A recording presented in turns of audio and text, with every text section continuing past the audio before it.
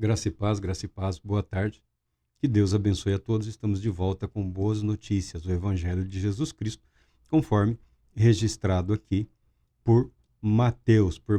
E chegamos ao capítulo 15, que tem um título aqui interessante, né? Jesus, as tradições e a lei. Que Deus Todo-Poderoso nesse instante abençoe a leitura da sua palavra. Então alguns fariseus e escribas, vindos de Jerusalém, foram até Jesus e questionaram: por que os teus discípulos transgridem a tradição dos anciãos, visto que eles não lavam as mãos antes de comer? Ponderou-lhes Jesus: e por que transgredis vós também o mandamento de Deus por causa da vossa tradição? É bastante interessante isso. A Bíblia relata que logo após ter sido batizado por João, e pelo menos João ouviu o testemunho de Deus a respeito de Jesus Cristo, este é o meu filho amado. A Bíblia declara que logo após cumprir esta formalidade, pelo Espírito Santo, Jesus foi conduzido para o deserto a fim de ser tentado por Satanás. E lá ele permaneceu 40 dias e noite sendo tentado. Alguns textos aqui, como o texto de Marcos, aqui no seu capítulo 1, capítulo 1 de Marcos, que ele é bem resumido. Tu és o meu filho amado, em ti muito me agrado. Em Cristo Jesus, nós também recebemos esta bênção, esse mesmo testemunho, essa promessa de filiação. Cristo é um fato, é o unigênito de Deus. Nós seremos recebidos como filhos também. Mas de Cristo Deus fala: tu és o meu filho amado, em ti muito me agrado. E logo após esse testemunho, logo em seguida, diz aqui o Evangelho de Marcos, que tem uma dinâmica, né? Ele é bem dinâmico, ele não faz transições longas, ele já passa de um fato para outro. Logo em seguida, o Espírito dirigiu ao deserto. Ali esteve ele por 40 dias sendo tentado por Satanás. Viveu entre as feras selvagens e os anjos o serviram. Isso é incrível, isso é fantástico, isso é maravilhoso. Mas é interessante, e eu considero bastante relevante, pensarmos a respeito do que é esta plenitude, do que é esta unção, do que é esta presença e do que significa ser guiado pelo Espírito de Deus. Jesus foi conduzido ao deserto para ser tentado por Satanás e sofreu toda sorte de tentação e a elas resistiu. Porque sendo pressionado, o que se pôde extrair de Cristo Jesus é a verdade de que ele é o Filho de Deus, de que ele viveu em perfeita obediência a Deus. Em nenhum momento ele se submeteu às insinuações de Satanás. Nenhuma das propostas do inimigo foram por ele aceitas. Saiu-se vitorioso. Jesus venceu o pecado, venceu o mundo, venceu a morte, venceu o diabo. Em todos esses aspectos, ele já venceu no início do seu ministério. E ao longo do seu ministério, essa vitória foi se desdobrando, foi se apresentando, até que na cruz ele morreu pelos nossos pecados. E, alguns dias depois, no terceiro dia, ressuscitou. Esse é o nosso Senhor e Cristo. Mas, ainda durante o seu ministério, volta e meia, de Jerusalém mandavam lá alguns grupos com o fim de testá-lo, de provocar, de tentar induzir Jesus Cristo ao erro. Naquela época, entre os judeus, eu não quero me apegar muito às questões do judaísmo, porque, conforme eu havia dito, mas este ano, eu creio que eu devo concluir este ano ainda, mas este ano eu estou estudando algumas coisas do judaísmo, principalmente no que diz respeito à questão de espiritualidade. né? Estou estudando alguma coisa do judaísmo e estou aprendendo sim, estou aprendendo algumas coisas. Não estou me tornando um judeu, tá? Mas estou aprendendo algumas coisas no que diz respeito à espiritualidade, à meditação, à maneira como eles procuram interpretar a lei e a palavra de Deus. Eu tenho profundo respeito, né? E estou procurando aprender. Selecionei alguns poucos autores, tá? Alguns poucos autores, né? Homens generosos, e estou aprendendo alguma coisa porque eu estou estudando esse ponto de espiritualidade também, essa questão de espiritualidade, e procurando entender as várias vertentes que acabaram ingressando no cristianismo. Eu creio que a origem principal é a do judaísmo, né? Você vai encontrar alguma coisa no misticismo ou na espiritualidade judaica. Então, estou procurando aprender. Mas nesse texto aqui, os fariseus, né, e alguns escribas foram enviados para provocar Jesus e fizeram uma pergunta séria. Jesus não estava sozinho, sempre havia alguma multidão ali, além dos discípulos. Estavam tentando desmoralizar Jesus Cristo. A verdade é essa, né? Uma espécie de concorrência desleal, né? Ao invés de cuidarem dos seus discípulos, os fariseus estavam tentando desviar os discípulos de Jesus Cristo. E eles confrontaram Jesus no que diz respeito ao descumprimento das tradições que eles haviam recebido dos anciãos. Os anciãos são religiosos, né, na cultura rabínica, são homens religiosos, são homens tementes a Deus, homens sinceros, que procuraram desenvolver. Eles afirmam ter recebido uma tradição desde os dias de Moisés, no que diz respeito a todo o aparato cerimonial da religião judaica. Eles afirmam ter recebido explicações adicionais ao que está no texto e acabaram formando um corpo de doutrina paralelo, em alguns momentos, exigindo até um pouco ou muito mais do que consta na lei.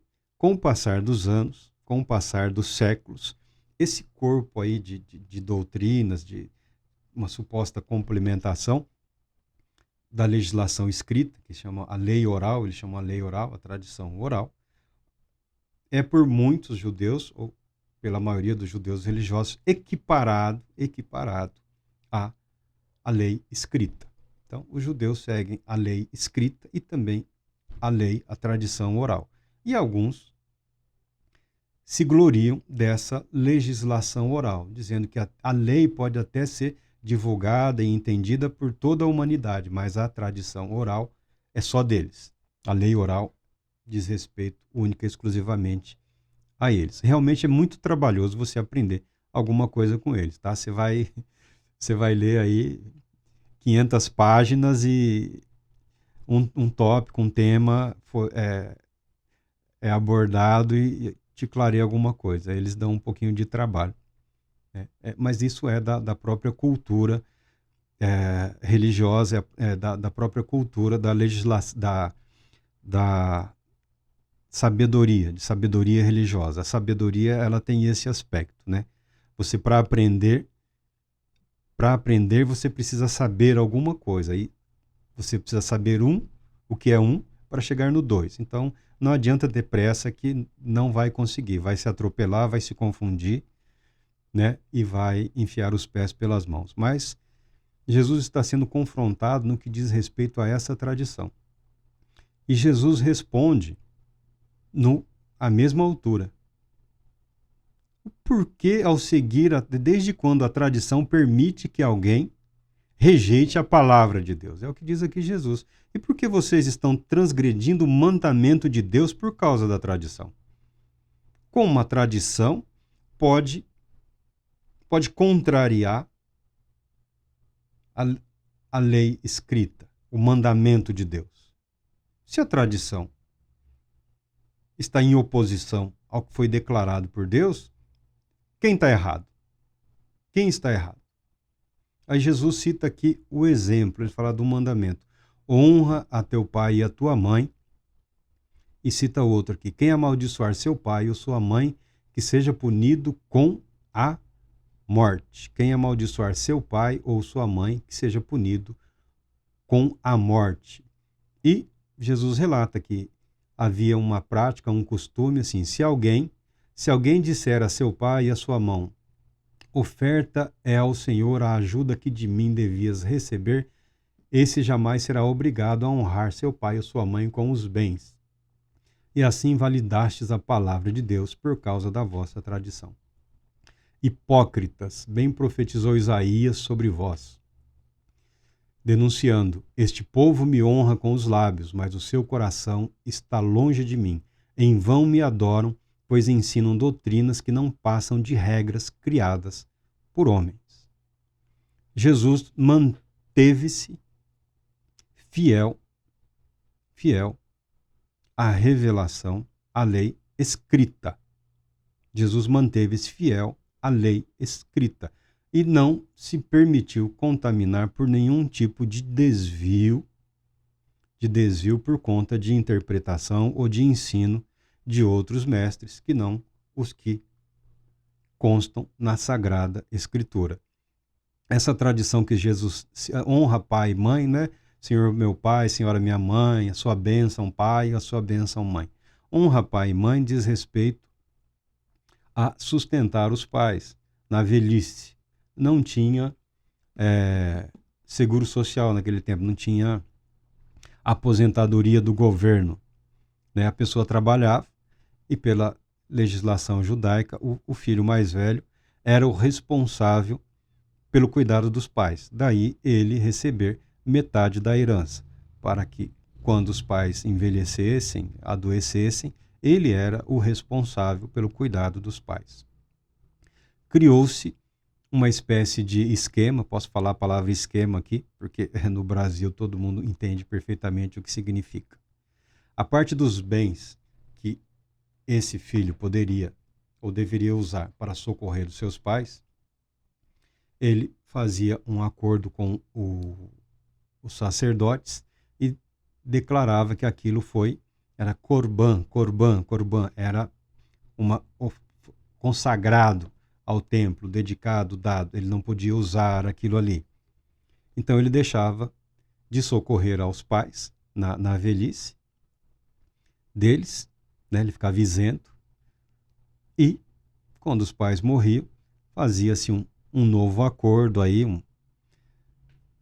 com alguns sacerdotes lá, não eram todos, mas fazia-se algum acordo lá e essa pessoa conseguia recuperar ou resgatar o todo ou grande parte daquilo que teoricamente havia sido declarado como oferta ao Senhor. Uma espécie de lavagem de dinheiro, tá? Encobria ali os bens, né? Declarava que era doação, uma oferta, e quando as pessoas que tinham direito a usufruir daqueles bens morriam, ele resgatava aqueles bens lá, ou uma parte, ou um todo, eu não sei dos detalhes, mas Jesus acusa esses mesmos homens que estavam insinuando que os discípulos de Cristo eram impuros, porque estavam comendo sem lavar as mãos, ou seja, não é lavar as mãos. Aqui nós podemos imaginar, todo mundo conhece, às vezes não é incomum que em algum momento da vida a pessoa desenvolva algum tipo de transtorno, algum tipo de toque. Um dos mais comuns é esse de lavar as mãos. De repente a pessoa cria uma aversão a tudo e a todos e cria essa compulsão. Conheço pessoas, né? Inclusive no trabalho, durante algum tempo, a gente fazia questão de cumprimentar, porque sabia que logo em seguida o sujeito corria para o banheiro e ficava lá se lavando, né? O cara não estava passando por um bom momento, ele precisaria de ajuda, né? Mas sabe como é o ser humano, né? Não me lembro, é engraçado até, né? A pessoa se recuperou, está bem, está vivo aí, está seguindo a vida dele. Então não é algo incomum. Mas os judeus, eles criaram esse tipo de compulsão. Como alguns consideravam tudo impuro, quem não fosse judeu, quem não observava devidamente a lei, tudo era desculpa para chamar o outro de impuro e infiel.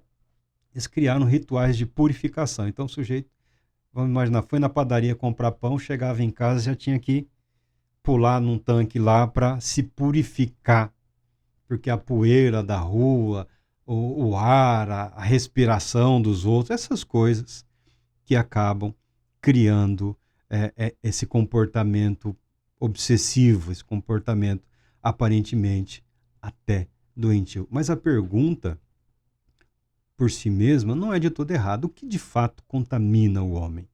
O que de fato contamina o homem? Tem aí uma subcultura também religiosa, uma subcultura entre as pessoas, né, no que diz respeito a roupa, marca de roupa, carro, marca de carro, cor de carro. Uma verdadeira paranoia, uma verdadeira doença. Ah, não, porque esse seu brinco aí, esse seu anel é ouro, mas sei não, esse ouro aí você comprou onde? Qual joalheria? O joalheiro era o quê? Ah, esse ouro é consagrado a alguma coisa, hein? Cria-se essa mentalidade doentia, na minha opinião, doentia. Algumas pessoas tentam sempre culpar o outro no que diz respeito à vida espiritual ou à própria espiritualidade. Ah, você não está bem é porque alguém fez isso, ou porque alguém disse aquilo, ou porque tem uma entidade desse tipo ou outra daquele tipo. Aí Jesus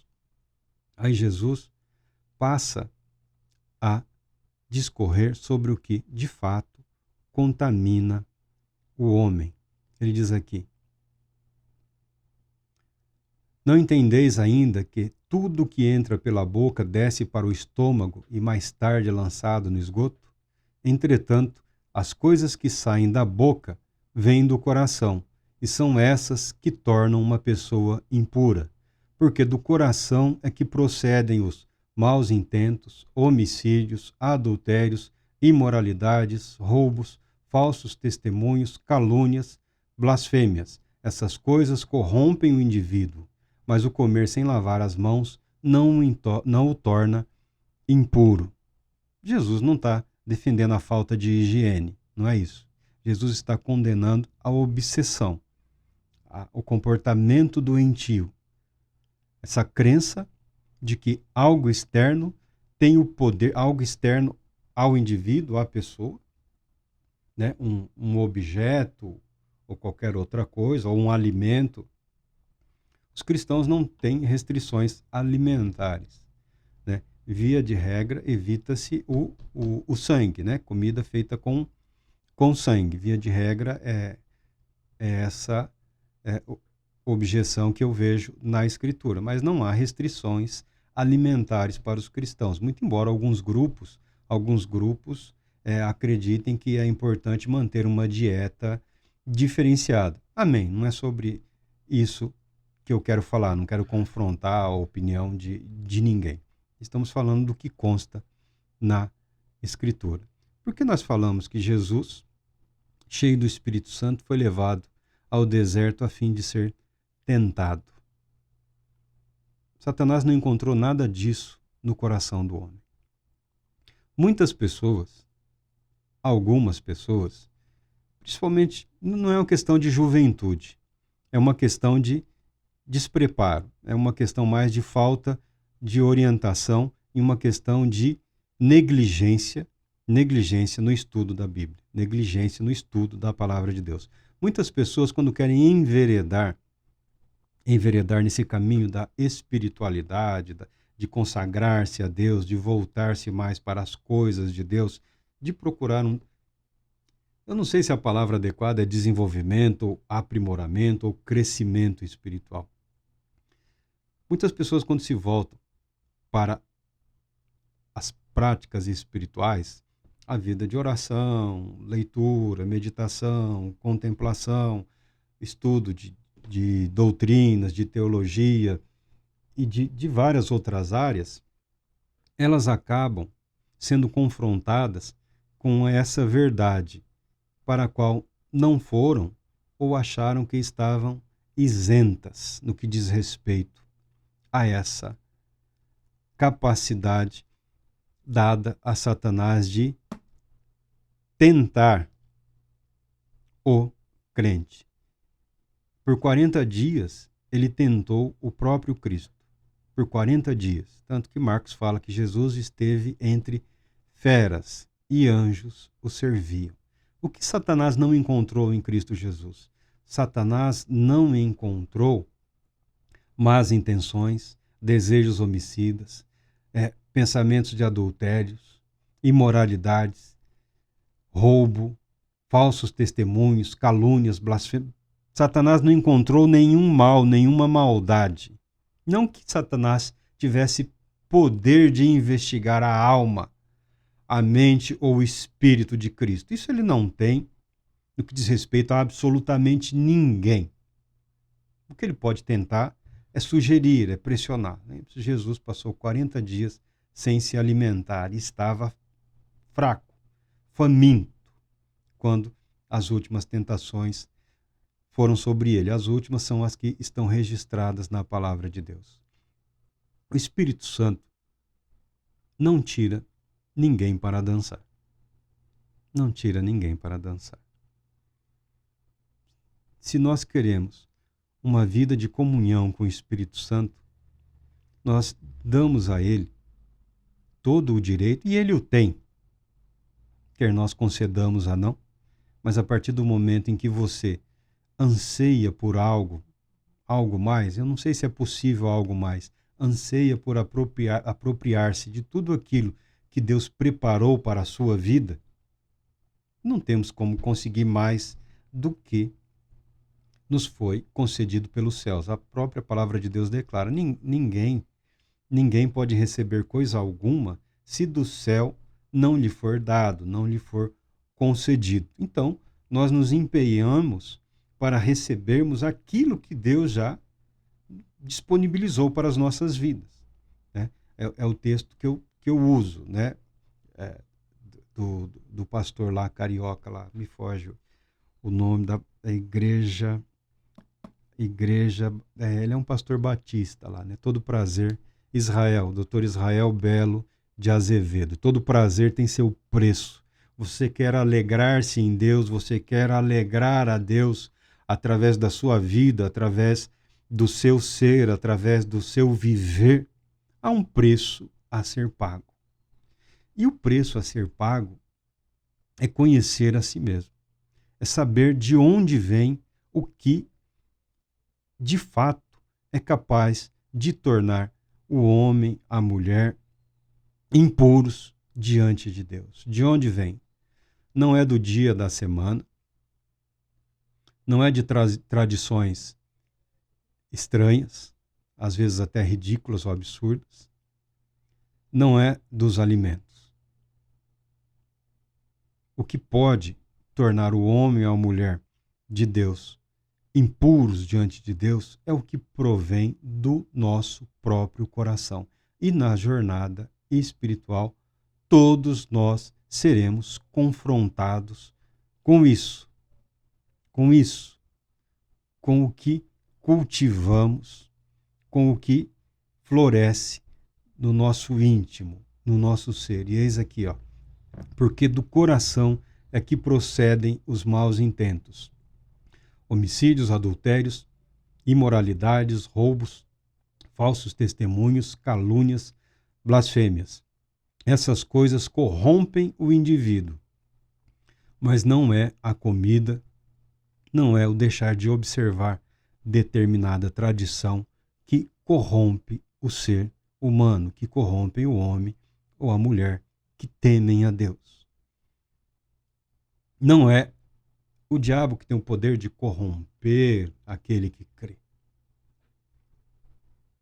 É o descuido, é o descaso, é a preguiça, é o abandono da verdade da palavra de Deus. Veja que Jesus está sendo confrontado e logo em seguida ele confronta esses religiosos. Eram homens religiosos, eram homens dedicados à religião, à fé, guardiões e cuidadores das tradições.